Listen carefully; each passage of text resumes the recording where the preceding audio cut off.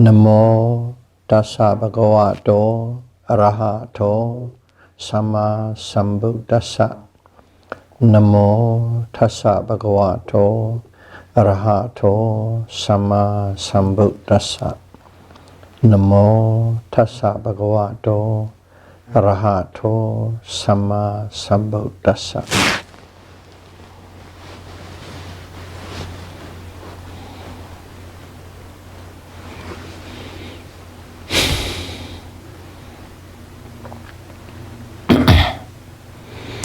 Theravada Buddhism series, Dhamma talk number 63.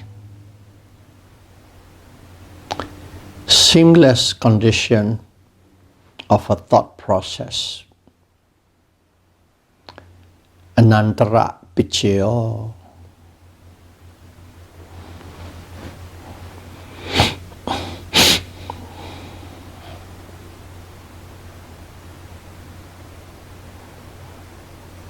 The Pali word Anantara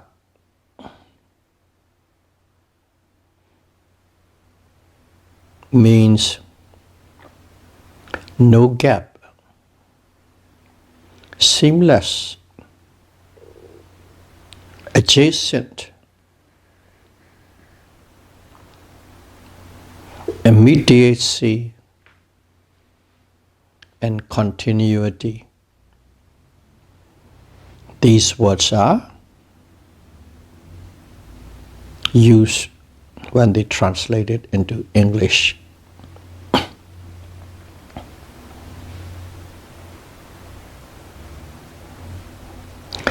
It is one of the specific fixed law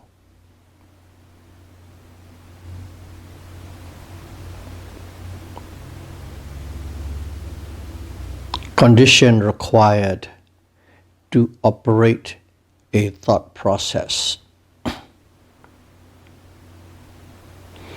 Thought processes are not operating randomly.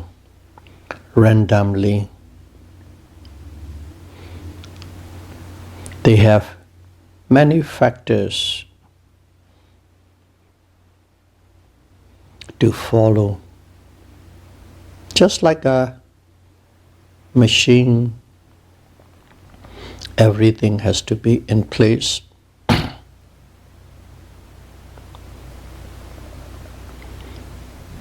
So, as we are going to talk related to the thought process, let's refresh our mind.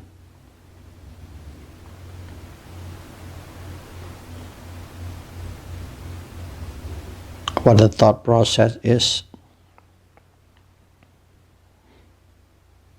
There are 17 consciousness.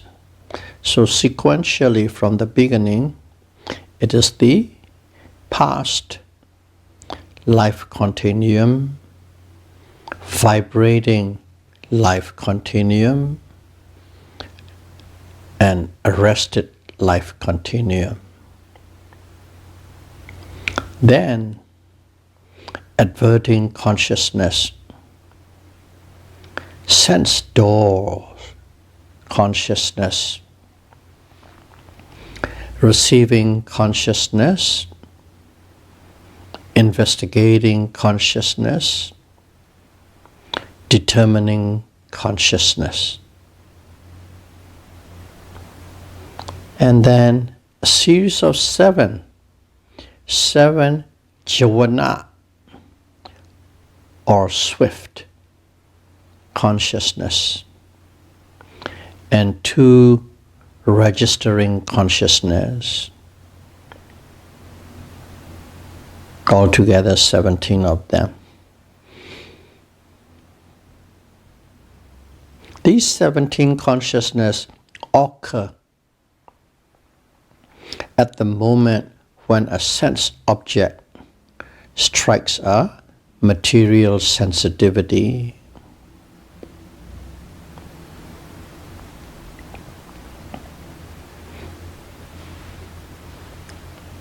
What it is when a form strikes the eye sensitivity, when the sound strikes the ear sensitivity, when odor or smell strike the nose sensitivity, flavor or taste strike the tongue sensitivity, and tangible object strikes the body sensitivity. When these events occurs, 17 consciousness of a thought process, in Pali it's called viti, arises without having any gap between one consciousness and other.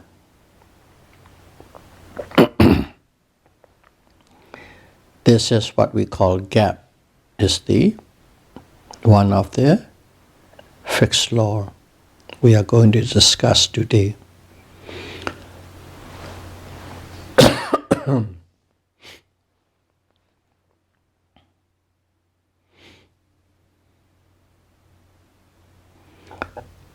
And then the disappearance of the preceding consciousness is a condition for the arising of the succeeding consciousness. You can call it a condition, you can call it a cause.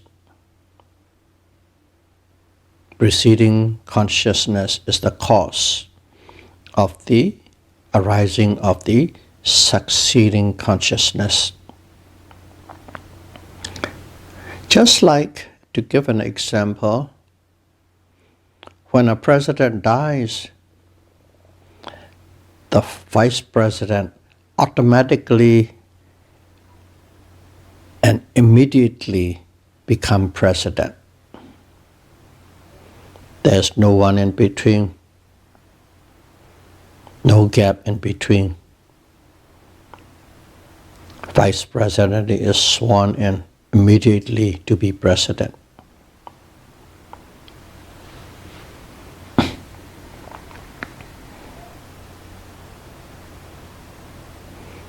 I consciousness. Okay. Whenever we say consciousness, one need to be aware there are certain mental factors arises along with it. So, I consciousness and its associated mental factors, okay, condition the arising of the receiving consciousness. And its associated mental factors. This receiving consciousness also have another name. It is worth noting because some of you who are studying or avid reader, you will come across a word called Manodhatu.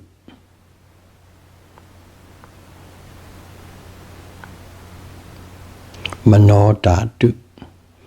It is the mind element that's translated. When you say that mind element, it is referring to this registering consciousness. Otherwise, you will go round and round searching what it is for a long time. So this receiving consciousness and associated consciousness, they arise without having any gap in between, any gap.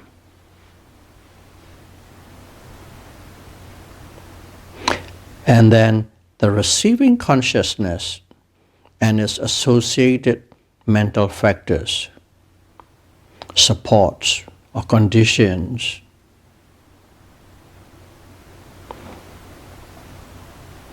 the seamless arising of the investigation consciousness.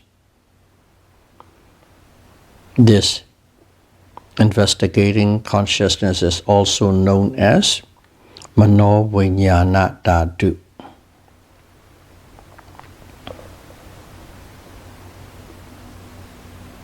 Mind consciousness element and its associated mental factor.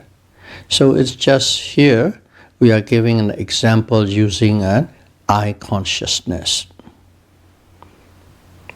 And that is how it operates, how it arises. Similarly, of course, the remaining four, ear consciousness, nose consciousness, taste consciousness, and touch consciousness.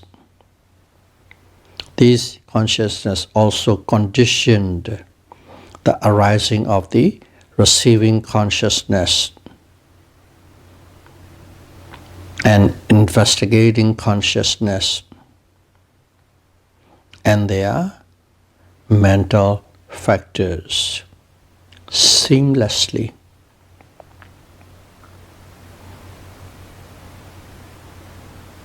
Sense consciousness condition, receiving consciousness and its mental factors, and receiving consciousness and its mental factors condition, investigating consciousness and its mental factors. The point we'd like to make here is seamlessly. There's no gap, one after the other.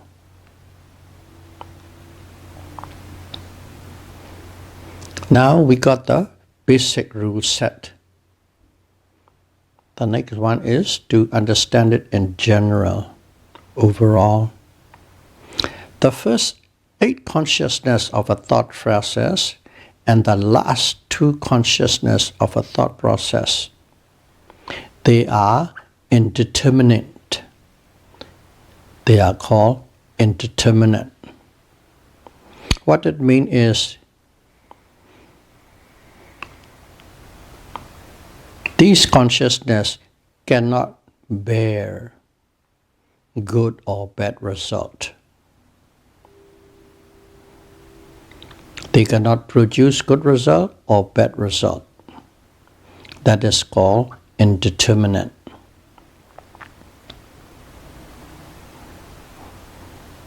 And of course, there are the middle 7 jhana consciousness.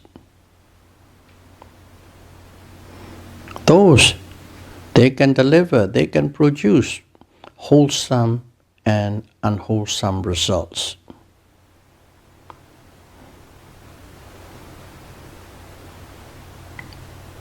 Vipaka result. The first 8 and the last 2 cannot produce any result, and the middle 7 can produce both good result as well as bad result. Now let's see what this good and bad result, or wholesome result and unwholesome result. So what does it mean by wholesome? Wholesome means faultless action. All action has no fault. That's wholesome. And also is followed by the beneficial result. When there's an action or the cause, there's an effect. That effect is the result. And the results are beneficial. And when you have those 2 qualities, it is called wholesome.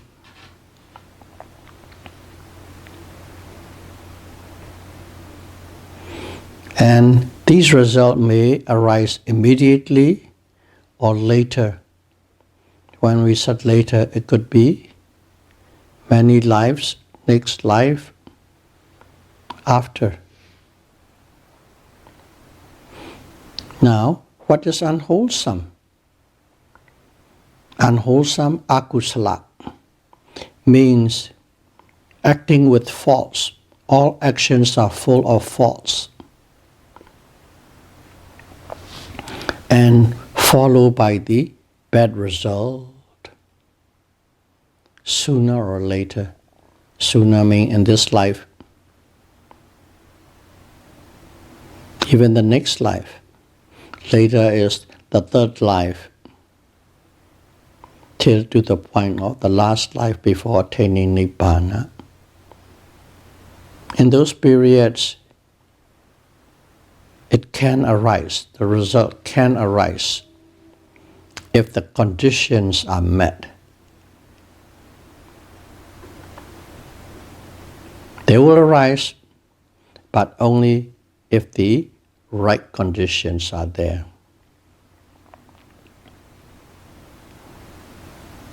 So, let's see, bad outcomes, bad results are such as rebirth in the four woeful states. Okay? One did something unwholesome, pass away, reborn in the four woeful state. And after you had suffered in the four woeful state, it's not over yet. That is the one interesting thing to note. Even after suffering in the four woeful state,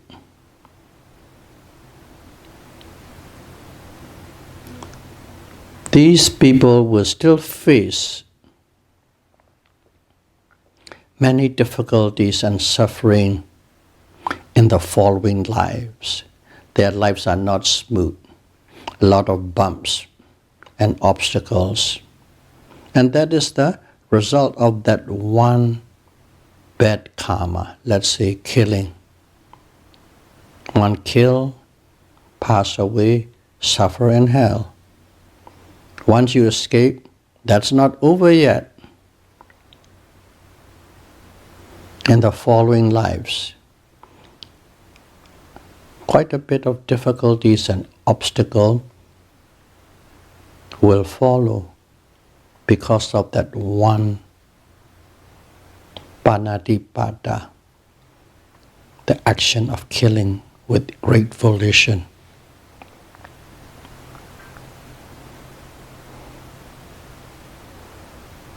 So, here, objects. We are talking about in the past life mean obstacle. That means you are staying with a bad situation, bad conditions. You can call it objects. Bad objects. But objects by themselves are neither good nor bad. Objects have their own natural, pleasant or unpleasant nature. A fire is soft and nice. Thorns are really pricky and pokey and hurts. That is their nature. That doesn't mean that they are good nor bad. It simply is. Their character is just simply good or bad. But when we face or engage with them, that's another matter.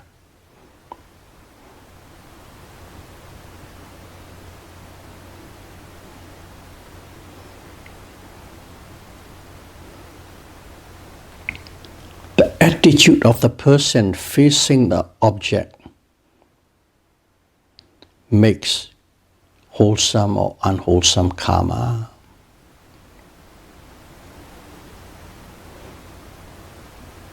Let's say you face a bad condition and you get angry and react violently. That means you are creating bad karma. You still face these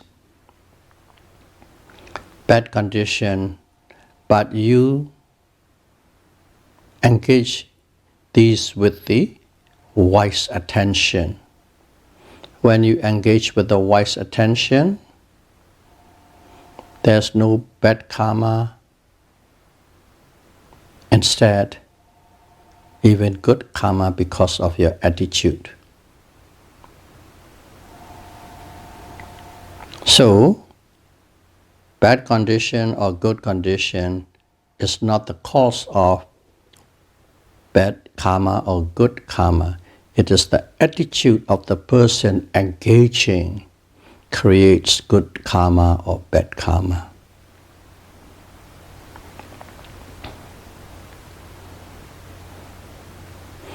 These encountering wholesome and unwholesome objects, in this life, we are talking about past life and now. Now is this life. We do a lot of things.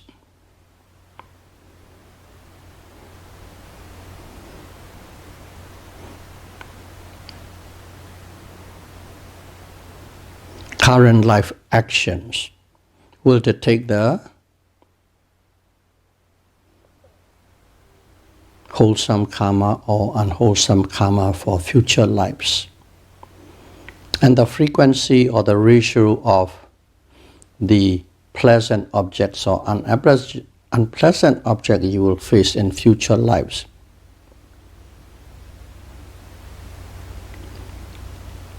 totally dependent on these actions and the frequency of these actions. So just a little bit of a side point to understand related to wholesome and unwholesome.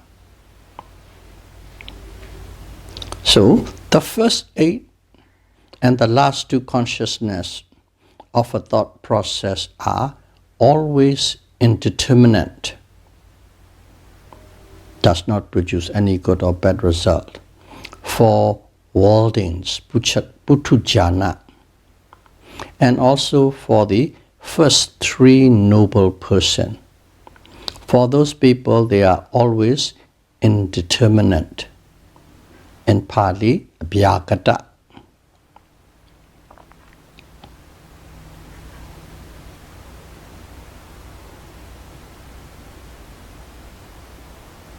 Because all these people will engage with both wholesome and unwholesome actions at the stage of 7 jhana, swift consciousness. That is where the karma is formed. Arahant has functional consciousness.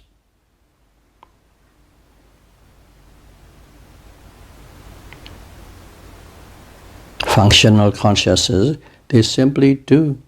They do not have the residue of making good or bad karma. Therefore, all 17 consciousness of an arahant are all indeterminate, abhyagata.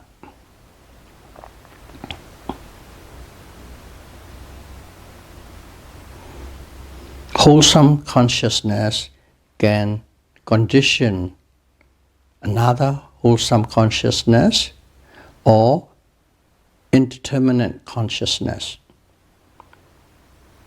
In other words, wholesome can be followed by wholesome, and wholesome can be followed by indeterminate. Let's look at an example. Preceding wholesome jhana consciousness and the succeeding wholesome jhana consciousness, they arise seamlessly. So let's say there are 7 jhana. If the first one is wholesome, 2nd, 3rd, 4th, 5th, and 6th and 7, they are all wholesome. Period. No other type can come in. one after the other. That is wholesome consciousness producing wholesome consciousness. Now, the seventh wholesome jhana consciousness, once it ceased, the next one is abhyagata, registering consciousness. So, wholesome consciousness is the condition, and the registering indeterminate consciousness is the result. That's why, in that particular case, wholesome can produce indeterminate.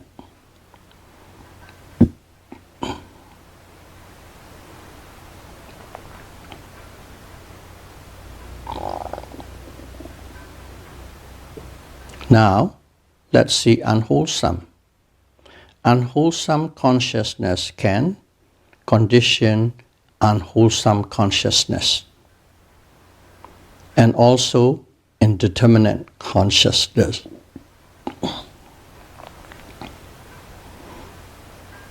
So the same as the first one, but it was after the determining phase.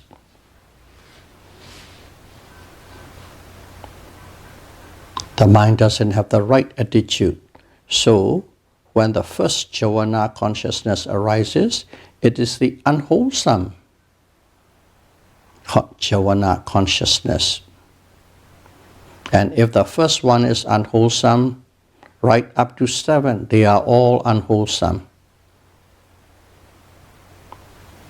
That's why unwholesome consciousness produces unwholesome consciousness. But on the 7th, jhana stopped. The 7th unwholesome jhana consciousness conditioned the next indeterminate registering consciousness. Those are the fixed law. Now let's see the third type, indeterminate consciousness. Indeterminate consciousness can condition another indeterminate consciousness, or wholesome consciousness, or unwholesome consciousness. From indeterminate, it can go 3 ways.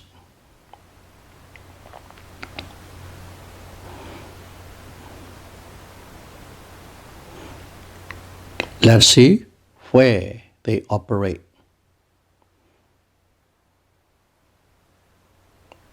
If you remember, determining consciousness, Vokto, is a indeterminate consciousness.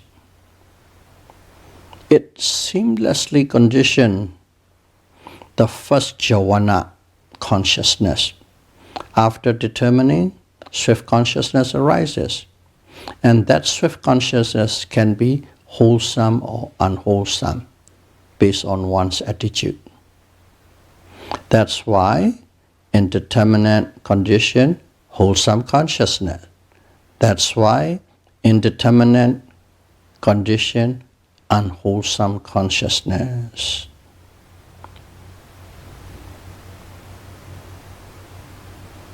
Now, how and where this indeterminate condition indeterminate consciousness?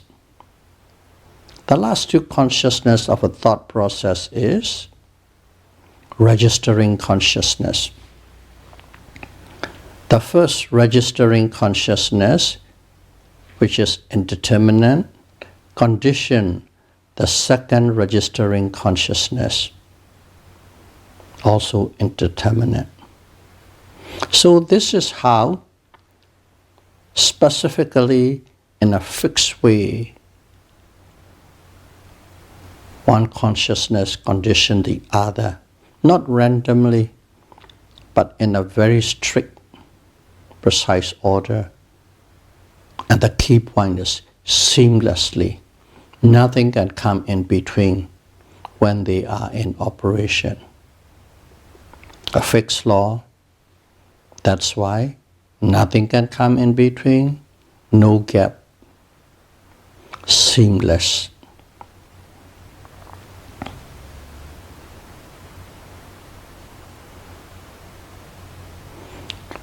So overall is, preceding wholesome consciousness causes the succeeding wholesome